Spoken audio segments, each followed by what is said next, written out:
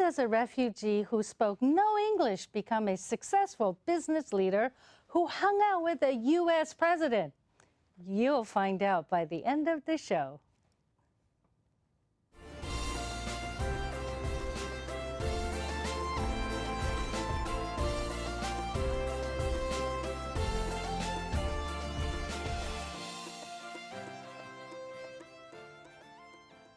Hi, welcome to You Belong Here, the place to be for positive stories of immigrant women from all around the world.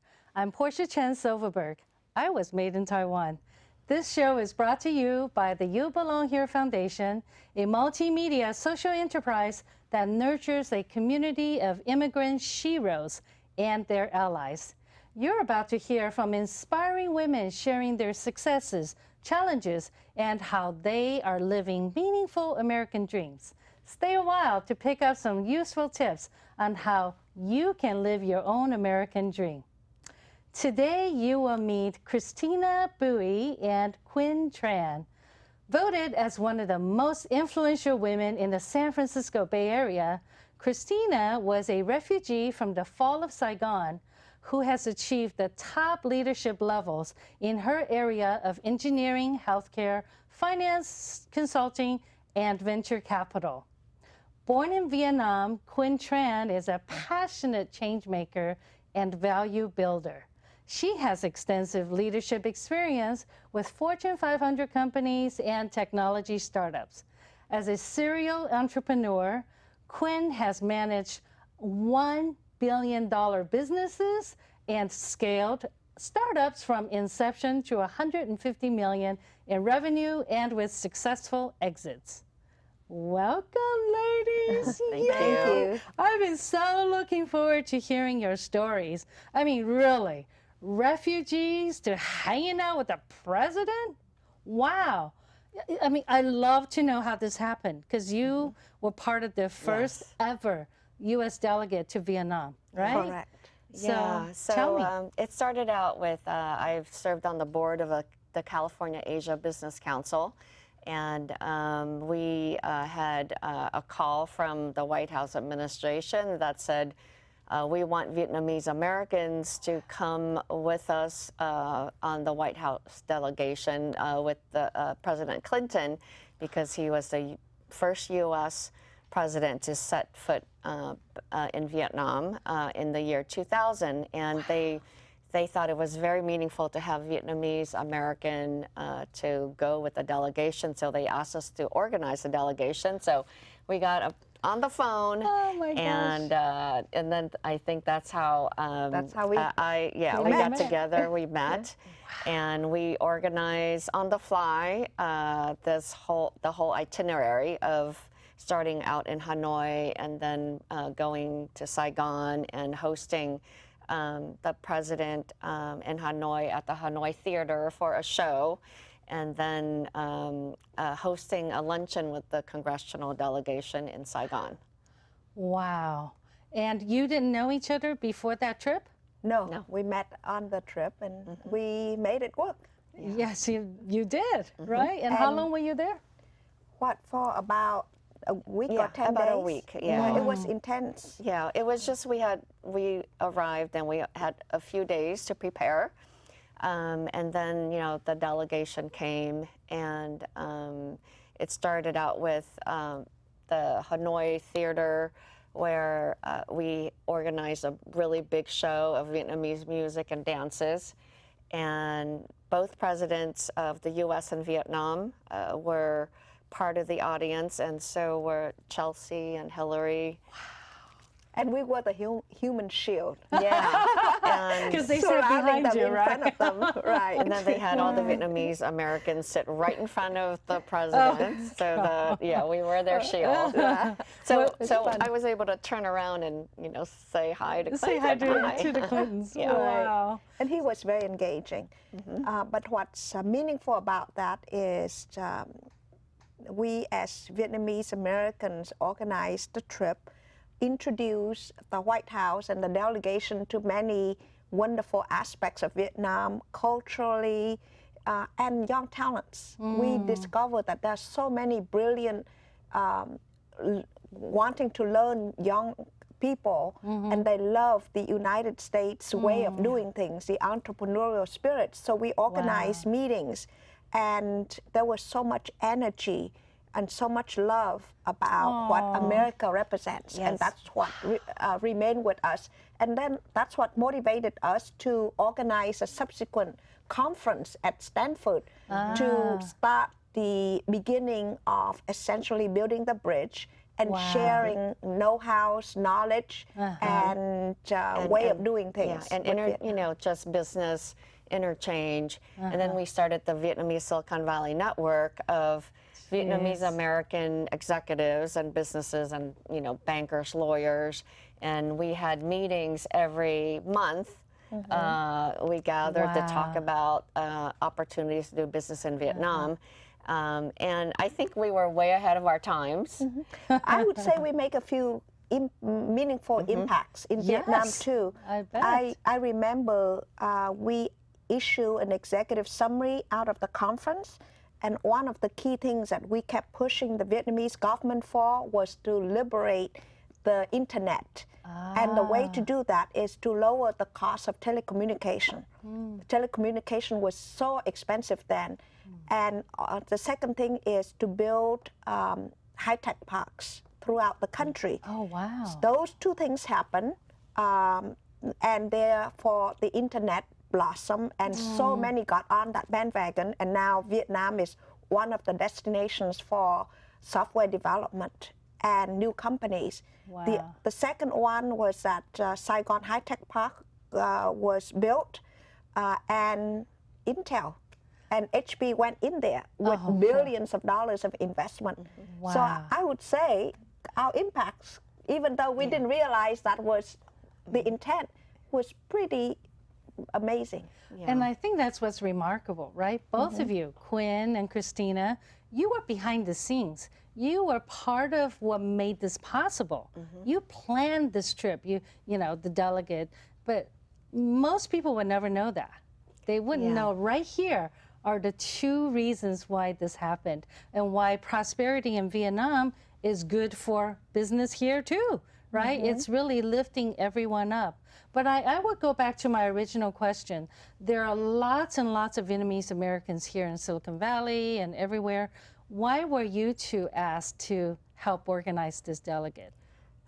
How did you get there from being a refugee? Yes. Right? Yeah, we were seen as leaders and game changers and people who are willing to take risks. I mean, the Vietnamese American community was not very supportive of us building the bridge to Vietnam because Vietnam was, you know, we left Vietnam as refugees. Why are you going back there and building the bridge? And people who left Vietnam were very much against it and against what we were doing. So it was, and we were, you know, we weren't scared. I mean, we had to watch for people who were rioting us and picketing our conference and writing newspaper articles about, you know, in the Vietnamese newspapers about me and my father and my family. But we just kept going because we felt it was the right thing to do for our country. Exactly. We were so moved by the fact that everyone wanted to have a better life. Then when we went back to Vietnam and saw it, it was all about wanting to move forward with friendship. There are lots of young people, they knew nothing about the war. Even people in the war, they say it's past, you know? They want to welcome us. So we said, you know, being people of two cultures for sure, and that we have made some milestones in our career. This is at least what, at the very least, we can do for our community here, for younger people, and I think for the whole community at large. And we are happy that things work out.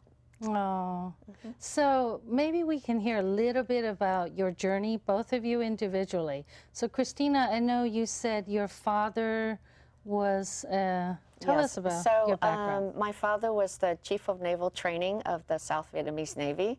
Wow. So he Vietnamized the war. So he took over, trained the Vietnamese Navy so that the U.S. Navy was the first armed forces to pull out of Vietnam in 1972. And my father really believed in education. So he headed the Vietnamese Naval Academy before he became Chief of Naval Training. And so the U.S. Navy gave him full scholarship when he completed Vietnamizing the war and left to the U.S. They paid for 2 masters and a PhD. Wow. And my mother, during the fall of Saigon, when everything happened in 1975, my mother, I have to talk about the strength of a woman, of my mother to figure our way out of Vietnam as Saigon was falling and the bombs were falling all around our neighborhood, and they were bombing my school and the schools in our neighborhood. She negotiated a way for us to get out through a woman we had never met before who was married to an American. Wow. We just paid her gold to say, can you tell the U.S. Embassy that we're relatives? And they believed us. And so we got on one of the last U.S. cargo planes out of Vietnam the day before they bombed Tan Son Nhut Airport. Like, we barely made it out. Gives me chills. We made it to Guam refugee camp, and my mother was able to call my father and say, we made it out. And in the meantime, he had asked the U.S. Navy to take us with them, but they had missed us. They came to our house and we're already gone with this other woman. So we were very fortunate to have 2 ways out. Wow. And you remember the life in a Everything. refugee camp? Yeah. Because you were young, right? You were only I was 10? not. Yeah, I remember now. I was 9, and it was like the MASH movie. They serve you all this gooey food, like gooey eggs, gooey oatmeal, food that I'd never seen before. And they set up tents, and we only had 2 changes of clothes on our body. We left everything behind. Of course. And 2 pajamas, 2 dresses, and wandered around the camp and didn't speak any English. And then we ended up at Fort Chaffee, Arkansas. It's another refugee camp. And I have to say, the Americans, if you compare like what the migrants from Mexico are doing, I've really felt lucky and welcome. Right. The Americans really took care of us, and the U.S. naval families took us into their homes, and really supported us. I really have to feel sorry for what the immigrants are dealing with today. Yeah. And how about you, Quinn? You too lived in a refugee camp, and No, I actually was a lot luckier from a journey here. I actually earned a scholarship to attend last year of high school under the American Field Service Program. So I came here in '74. I was supposed to go home at the end of the school year in '75. And of course, end of April, South Vietnam fell. I was here living with a host family in Billings, Montana. So I saw the whole country collapse on television. And I remember every night when the news came on, I cried and I'd look into this small television screen trying to see if I could spot my family on one of those boats or on the airplanes, that taking off from the U.S. embassies in Vietnam. So that was the story.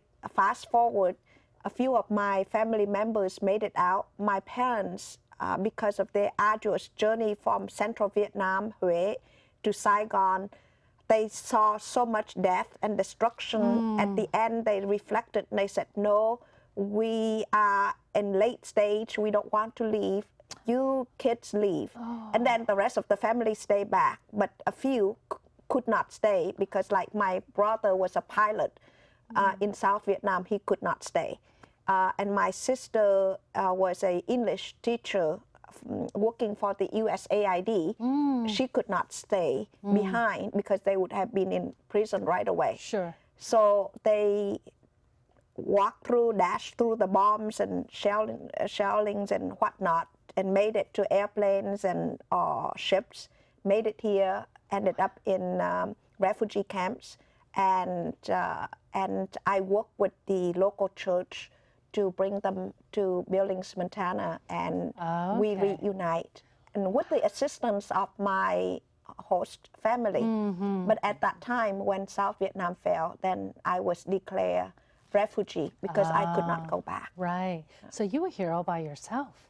Yes, but with a family. With your host family. With the host family. And that's what I mean. And you're absolutely right, Christina. I grew up in Denver. I too actually felt very welcomed, and I've met so many amazing Americans. I think that's actually what makes this country great is the sense of generosity. I think most Americans are so eager to help, and they're always looking for ways to include you, right? So at least that's definitely much more true maybe before the last few years. Yes. But I think given your circumstances, even though it's slightly different how you became a refugee, there are probably very similar things you did to really become the leader that you did in order to be included to a U.S. delegate, right? So you said you had the reputation as a leader. Obviously you did too, Quinn. So can you maybe help name some of these qualities, I say, that define maybe like a leadership qualities, or what makes immigrant excellence happen, or immigrant mindset? I feel like there's certain characteristics that's just very universal if someone were to become a leader and really go from surviving to thriving, right? Yeah, first you have to be fearless. So I've been through several industries. You mentioned I don't have a healthcare background. I don't have an engineering background, but I got jobs in all these different industries. I'm not a chief financial officer, but then I manage a company of chief financial officers. So you basically having gone through what we have gone through and starting from scratch, I think just try everything. And my parents immersed me. We came without speaking any English, but it didn't matter if it's almost summer. You know, that was April 30th. As soon as we arrived in Washington, D.C., they put me in school. You are going to school and learning English, even though there was only a few weeks of school left. And then they sent me to summer camp with all the other kids, threw me on a bus. And so I was crying my heart out, but you know, total immersion into everything that's new. I think I had to overcome. Yes. Immersion. Perseverance, and I would say tenacity, Grit.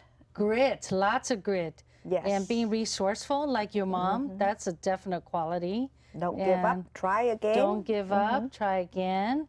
And maybe And building your confidence. building your confidence. Yeah, there was a time when I was terrified of going to my company's happy hour because I didn't know how to work the room and I didn't know what to say. What do you say to people? Right. You know, you clam up, but I forced myself to go and learn how to talk to people, how to network. And I think it's, you know, for me, it's like building your network, your trusted advisors is very important to, so that there's always support for you everywhere you go. And I would say, from a mindset standpoint, you always have to be positive. You think that there is a positive outcome at the end of the road, and you always think of problem solving. I always try to think of how do I solve this problem with limited resources, limited time. And you double up your efforts, or triple up, you save whatever you need to do to get there. So one of the key things I would say to any immigrant is don't ever think of yourselves as a victim, even though you might have been victimized. A lot of immigrant or refugee women or ladies we know have been victimized on open seas, but they came, they thrived, they survived, they lived through horrendous experience and depression, for sure. But in the end, I think there is that inner self that say, don't become victimized by your own circumstance. You are on good ground with good companies around. You have opportunities ahead of you. So just keep going. Yeah, I see it as, an incredible opportunity. Yes, I lost my home and my country and my homeland, especially my homeland. I didn't think I could ever set foot back, but Right. but my mother, who was valedictorian of her high school, growing up in Vietnam, she couldn't go to college. It was said that she was too pretty to go to college. And my marriage would have been arranged. But when we came here, the roles were reversed. My father took care of the kids so that she can get her education, got her college degree, became a medical technologist, went through to get her master's, and started working on her PhD. And that is we just took every opportunity we could to succeed here. Right. So I think that's another quality, is being able to turn, it's the cliche, turn lemons into lemonade, but really identify opportunities, right? To really not just be resourceful, but being able to be optimistic and look at the other side of the circumstance and then try to make it work. And also I think the sustainability too, I feel like that's also really important. And so you just said that, again, you're using your mom as a great example. I'll use this opportunity, this segue, to ask you to complete the sentence that only an immigrant woman, ... How would you complete this sentence? Only, go ahead. I can go first. So only an immigrant woman will start a business more than her American-born counterpart. So immigrant women are more likely to start their own businesses and companies. And I'm very focused on that because I see that there is with the change of times now, with the support that we're getting for diversity and inclusion, that there will be more focus, more women starting companies, and there will be hopefully more investing in immigrant women-founded companies, and I'm really seeing that change a lot. So that's good. This year, only starting this year, recently. That's very positive. And Quinn, only an immigrant women? I agree with what Christina just said wholeheartedly. And would add that only an immigrant woman would walk on broken glass, break down walls, dig holes, does whatever she needs to do to get to the other side, and she finds the rainbow end. Oh, that's really beautiful. Thank you. And if I were to ask you, as we're winding down, which I'm very sad that we barely got started talking about all this great, wonderful tips. Can you maybe give one piece of advice, maybe to your younger self or to a young woman, a young immigrant woman who is watching?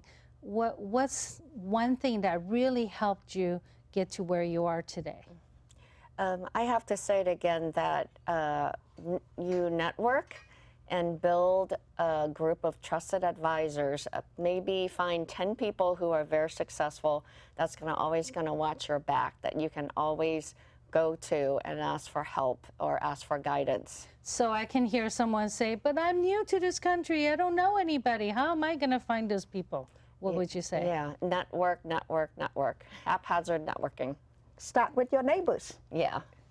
Okay, start with your neighbors. Just get out there. Yeah. Right? You have to get out of your house in Yes. order to meet people. Yeah, go to meetings, go to meetup, go to conferences, volunteer. And I think I really got to where I am because I volunteered, for sit on boards and, find things that you really believe in and meet people in the process. Oh, I love that, because that's part of my mission, is to help bring more immigrants and more immigrant women specifically into their local communities through volunteerism and community service, or get involved in school boards, or just get out there and really become part of the community, right? Absolutely. So Quinn, one piece of advice. Ditto that, and I would say focus on lifelong learning. There is so much to learn, whether it's sharpening your skill set in terms of life skills or new knowledge, because technology enables you to learn in many different ways, but also technology means new ways of doing things that one needs to adapt to. So lifelong learning keeps one fresh, one relevant, one productive, and very engaged. So no matter what, keep on learning. Oh, I love that. That's also my motto. I think lifelong learning is important, and education of all different kinds, right? So one thing you have said to me, Christina, is if we were to debunk a myth Americans may have about immigrants, you said, not all of us are on welfare, and right, so, and we're all hardworking, maybe harder working than Americans think for immigrants, right? Yes. Is there one thing you would like to debunk before we wind down and wrap up? From both personalities or values, Americans are very similar to a lot of immigrants than you think. Right, because most Americans are all immigrants anyway, just from different generations, right?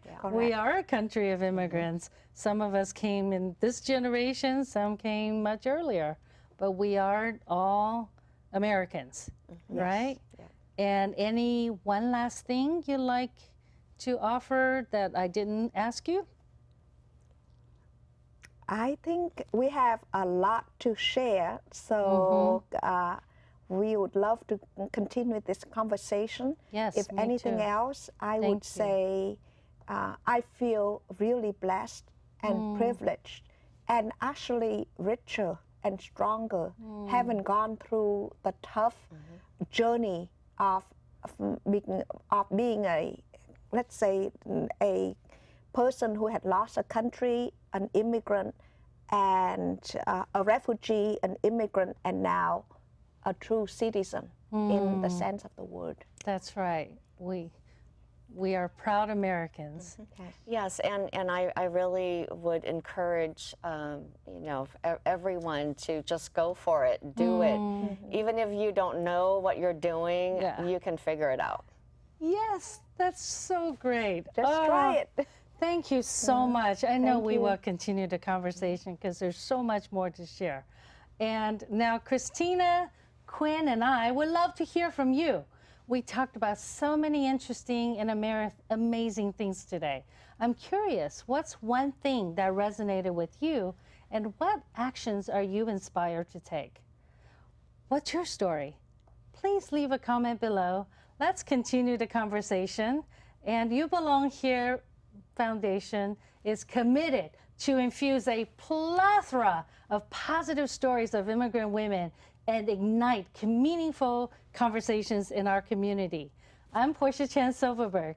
Today's production comes to you from Palo Alto, California.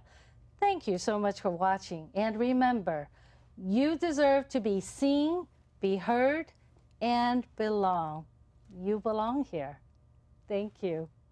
And thank you so much. This is so amazing. Oh, and I really want to, keep going with the tips, because both of you really Whether you got a family or single parenting, or you're Asian, African, European, or American, whether you pray to God or atheist is irrelevant, 'cause what you got inside is the same as all your preference.